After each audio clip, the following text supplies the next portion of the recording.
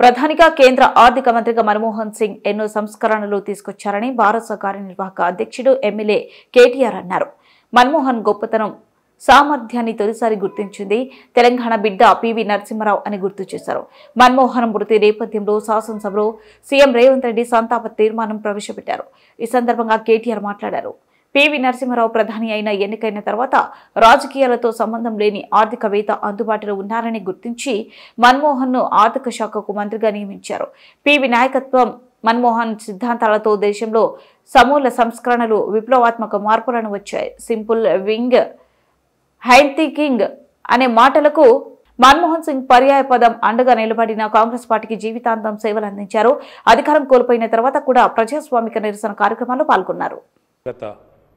ప్రధానమంత్రి మాన్యులు డాక్టర్ మన్మోహన్ సింగ్ గారికి నివాళులర్పించే ఈ సందర్భంగా ముందుగా ముఖ్యమంత్రి గారు ప్రవేశపెట్టిన సంతాప తీర్మానానికి పూర్తిగా మా పార్టీ తరపున మద్దతు తెలియజేస్తూ డాక్టర్ మన్మోహన్ సింగ్ గారికి భారతరత్న ఇవ్వాలి అని ఏదైతే వారు ప్రతిపాదన పెట్టారో దానికి కూడా సంపూర్ణంగా మా మద్దతు ప్రకటిస్తూ తప్పకుండా ఈ భారతరత్న అనే పురస్కారానికి గౌరవానికి వారు ఖచ్చితంగా అర్హులనే మాటను కూడా మా పార్టీ కూడా సమర్థిస్తూ వారి ప్రతిపాదనను పూర్తి స్థాయిలో ఏకీభావం తెలియజేస్తా ఉన్నాం.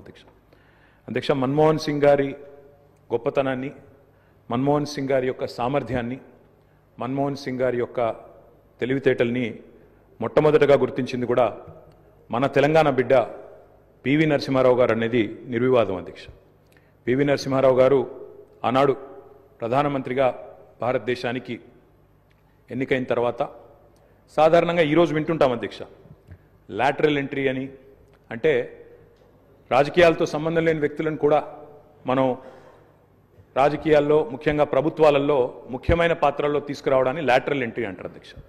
కానీ ఈ లాటరల్ ఎంట్రీ అనే విధానాన్ని ఆనాడు పివి నరసింహారావు గారు తీసుకొచ్చి రాజకీయాలతో సంబంధం లేని ఒక ఆర్థికవేత్త, ఆర్బీఐ గవర్నర్గా పనిచేసిన ఒక మంచి తెలివైన ఒక ఆర్థికవేత్త మనకు అందుబాటులో ఉన్నారని చెప్పి గుర్తించి గౌరవించి వారిని ఆర్థిక మంత్రిగా ఆనాడు నియమించారు అధ్యక్ష.